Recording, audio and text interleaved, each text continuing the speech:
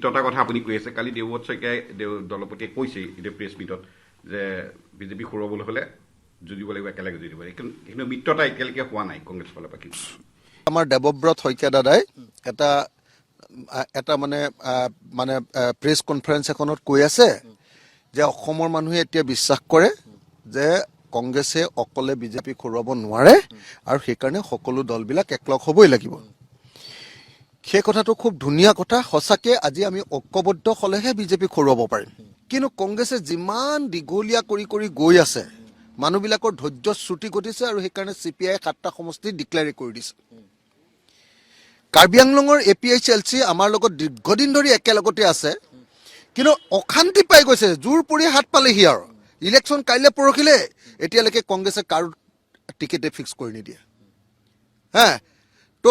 আলোচনাতেই নবহে এবাৰ দুবাৰ যি বহিছে তাকো দেৱব্ৰত শইকীয়া ডাঙৰীয়া বহিছে এতিয়ালৈকে গৌৰৱ গগৈ এবাৰৰ কাৰণেও আলোচনাত বহা নাই যাৰ ফলস্বৰূপে কি হৈছে একদম খেলি মেলি একেবাৰে যিবিলাক মই আৰু ভিতৰৰ কথা ক'ব নোৱাৰোঁ সেইবিলাক আলোচনা যিহেতু চলি আছে কিন্তু কংগ্ৰেছে যি ধৰণে অতি সোনকালে বিষয়টোৰ মীমাংসা কৰিব লাগে সেইটো কৰি দিয়া নাই এতিয়ালৈকে সেই কামটো এতিয়ালৈকে কৰা নাই কাৰণে আমি আপত্তি কৰি আছোঁ গৌৰৱ গগৈ কথাকেইটা এতিয়া মই ক'বলৈ মোৰ কাৰণে অসুবিধা কাৰণ আমি এলায়েন্সত আছোঁ এতিয়া এলায়েন্সৰ কথা পাতি আছোঁ কিন্তু প্ৰব্লেমটো সেইখিনিতে মই মানে বেছি ক'ব নোৱাৰোঁ প্ৰব্লেমটো সেইখিনিতে কি কাৰণেতো নাজানো কিন্তু লেহেম কৰি আছে কালি CPI সেইকাৰণে বেলেগ বেলেগ কথা কিছুমান কৈ দিছে আপোনালোকে নিজে দেখিছে CPI কৈ আছে যে এইবাৰ গুৰুত্বই দিয়া নাই নেকি কংগ্ৰেছে গুৰুত্বই দিয়া নাই নেকি এনেকৈ কৈ আছে দেখিছেনে নাই তো গতিকে মানে কংগ্ৰেছে যি ধৰণে তৎপৰতা দেখুৱাব লাগিছিলে সেই তৎপৰতাটো দেখুওৱা নাই কংগ্ৰেছে যি ধৰণে তৎপৰতা দেখুৱাব লাগে আৰু কংগ্ৰেছে মানে একেবাৰে মই কিছুমান কথা এতিয়া ক'বলৈ দিগদাৰ মই ক'ব নোৱাৰোঁ এতিয়া আৰু মোৰ নহ'লে এনেই বদনাম হয় মই ফটাফট কৈ দিওঁ কাৰণে কথাবিলাক আৰু মইতো সঁচা কথাটো কৈ দিয়া মানুহ ন তো সঁচা কথাটো কৈ দিওঁ কাৰণে মোক বেয়াও পায় সেইকাৰণে বহুত মানুহে কিন্তু মই এটা সঁচা কথা কৈছোঁ যে গৌৰৱ গগৈয়ে এতিয়ালৈকে বিৰোধী আমাৰ দলবিলাকৰ লগত বহি লৈ সিদ্ধান্ত নোলোৱাটোৱে এটা অত্যন্ত গুৰুত্বপূৰ্ণ বেয়া কথা হৈছে আৰু আসন বিতৰণ শেষ নোহোৱাকৈ মই গোটেই অসম ঘূৰি ফুৰিছোঁ আপোনালোকে মোক চিঞৰি আছে যে কি কয় মিয়া সমষ্টিত গৈছে যদি মই আপোনাৰ সমষ্টিকেইটা নিৰ্ধাৰণ নহয় কোনটোত খেলিম মই অসমতো 126টাত ঘূৰিবই লাগিব কোনটো পাওঁতো কোনো গেৰাণ্টি নাই আমাৰ মানুহবিলাকে এতিয়া এই যে সমষ্টিটোত পইচা খৰচ কৰিছে তেওঁলোকে যদি সমষ্টিটোত পইচা খৰচ কৰি থাকিব কিন্তু ভৱিষ্যতে তেওঁলোকে আসনখন নাপায় তেতিয়াহ'লে মোক সভাপতি হিচাপে কোনোবাই সোধাই এৰি দিব নেকি মোৰ কমপ্লেইনটো হ'ল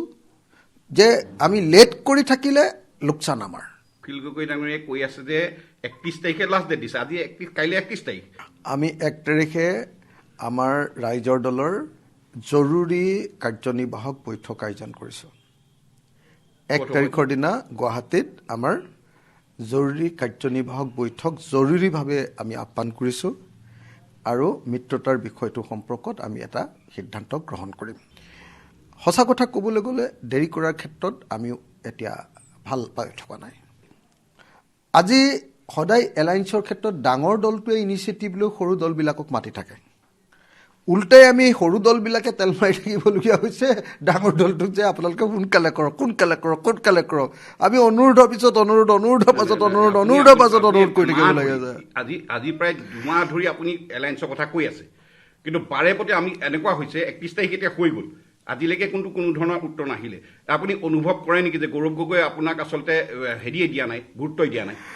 মানে 1 তাৰিখৰ দিনা আমাৰ ষ্ট্ৰেটেজি ঠিক কৰিম মোৰ কাৰণে গৌৰৱ গগৈ কৰিছে নে কোনে কৰিছে কোনোবাই ভাল কৰিছে নে কোনোবাই বেয়া কৰিছে সেইবিলাক মই নাজানো মই এটাই জানো যে আমি 31 তাৰিখলৈকে অপেক্ষা কৰিম এলায়েন্সটো শেষ কৰাৰ কাৰণে 31 তাৰিখে যদি এলায়েন্সৰ শেষ সমাপ্তি নঘটে তেতিয়াহ'লে কি কৰা যাব সেই সম্পৰ্কে 1 তাৰিখৰ দিনা বৈঠক হ'ব আৰু সেই বৈঠকতে সিদ্ধান্ত গ্ৰহণ কৰা হ'ব মইতো অকলে দলৰ সভাপতি হিচাপে একো ক'ব নোৱাৰোঁ মোৰ দলক যদি বচাব লাগে মই এনেকৈ অনন্তকাল যদি ইলেকশ্যনলৈকে ৰৈ থাকোঁ মই দলক কেনেকৈ বচাম মোৰ কেণ্ডিডেটবিলাকে কেতিয়া কাম কৰিব মোৰ কেণ্ডিডেটে কেতিয়া ঘৰে ঘৰে প্ৰচাৰবিলাক কৰিব কাৰণ গোটেই অসমততো আমাৰ 126টাত কৰি থাকিবতো নোৱাৰোঁ কাৰণ তেতিয়া আকৌ ভুল বুজাবুজি হৈ যাব 1 তাৰিখৰ দিনা আমাৰ কাৰ্যনিৰ্বাহক বৈঠকত সকলো সিদ্ধান্ত গ্ৰহণ কৰিব ইতিমধ্যে আপুনি মিত্ৰতা নোহোৱাকৈ নাওবৈচাত আপোনালোকৰ কেণ্ডিডেট আপুনি ডিক্লেয়াৰ কৰিছিলে নহয় জানো ডক্টৰ কিবা মানে আমি চব ঠাইতে আমাৰ কেণ্ডিডেট আমুক আছে বুলি ঘোষণা কৰি দিওঁ এতিয়া কিন্তু মাৰ্ঘেৰিটাত আমি এইটো কৰা নাই যে আমাৰ কেণ্ডিডেট এজনে খেলিবই, গতিকে নাপালেও খেলিব, এনেকুৱা কথা আমি কোৱা নাই হা। কিন্তু কোনোবা এটা দুটা সমষ্টি এনেকুৱা আছে, যেনেকৈ নাওবৈচাত আমি খেলিমেই আৰু, যেনেকৈ আপুনি ধিং declare কৰিছে আগতে। ধিং আমি খেলিমেই আৰু, যেনেকৈ দলগাঁও আমি খেলিমেই আৰু, সেইটো যেনেকৈ এৰি নিদিয়ে শিৱসাগৰ আমি খেলিমেই আৰু, যেনেকৈ মৰিয়নি আমি খেলিমেই আৰু হা। মানে এইবিলাকত আমি খেলিমেই আৰু, মানে এইটো খোলা খুলি কথা আৰু, ভাল পায় বেয়া পায়, কোনোবাই ছাপোৰ্ট কৰে, মানে কোনকেইটা ক'লে আপুনি অপ'জ আকৌ কৰে। নাওবৈচা? মই এনেই উদাহৰণ দিছোঁ। শিৱসাগৰত এতিয়া মই সভাপতি আছোঁ, মই নেখেলিম নেকি কওক? মৰিয়নি মোৰ গৃহ সমষ্টি হয়নে নহয়, মই নেখেলিম নেকি আপুনি কওক? নাওবৈচা আমাৰ সমষ্টি, এতিয়া বহুত দিন ধৰি কাম কৰি আছোঁ, যোৱাবাৰ যেনেকৈ 1700 ভোটত আহিছোঁ, এইবাৰ আমি নেখেলিম নেকি কওক? আমাৰ একদম যোগ্য প্ৰাৰ্থী মাৰ্ঘেৰিটাত আছে। কি হৈছে? মাৰ্ঘেৰিটা প্ৰদ্যুৎ বৰদলৈ পুত্ৰ। তাৰপিছত আপোনাৰ ধিং সমষ্টিটো, সেইটো সমষ্টিত আমি একদম 48,000 ভোট পাইছিলোঁ যোৱাবাৰ। একদম AIDF আৰু কংগ্ৰেছৰ ঢৌ থকা সময়ত, মহাজোঁটৰ ঢৌ থকাৰ সময়ত 48,000 ভোট পাইছিলোঁ, নেখেলিম নেকি কওক? দলগাঁও আমাৰ কি কয় মাইনৰিটিৰ আটাইতকৈ ডাঙৰ লিডাৰজন আছে আজিজুৰ ৰহমান, তাততো আমি খেলিমেই।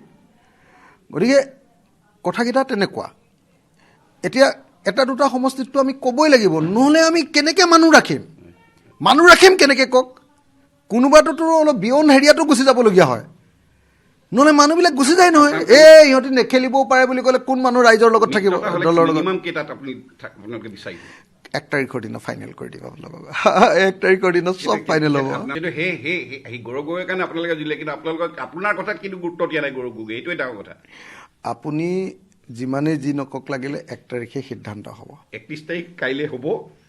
তাৰপিছত আপোনালোকৰ 1 তাৰিখে 12 বজাৰ ভিতৰত চব খবৰ পাই যাব। কিন্তু তেৰিমেৰি কৰি থাকিলে আমিও ষ্ট্ৰং হ'ম, আমাৰ লগত যিমান বন্ধুত্বপূৰ্ণ কথা পাতিব সিমানেই ভাল পাম, যিমানেই আমাক মানে বিগ বছৰ নিচিনা কৰিব সিমানেই আমি এতিয়া সেই বেছি কঠোৰ হ'ম। আশা আছেনে কংগ্ৰেছে ক্লিয়াৰ কৰিব? নাজানো, ৰৈ আছোঁ। 1 তাৰিখে 12 বজাত আপোনালোকে আমাৰ স্থিতি জানিব পাৰিব। 1 তাৰিখে 12 বজাত, 1 ফেব্ৰুৱাৰী 12 বজাত জানিব পাৰিব আপোনালোকে আমাৰ স্থিতি।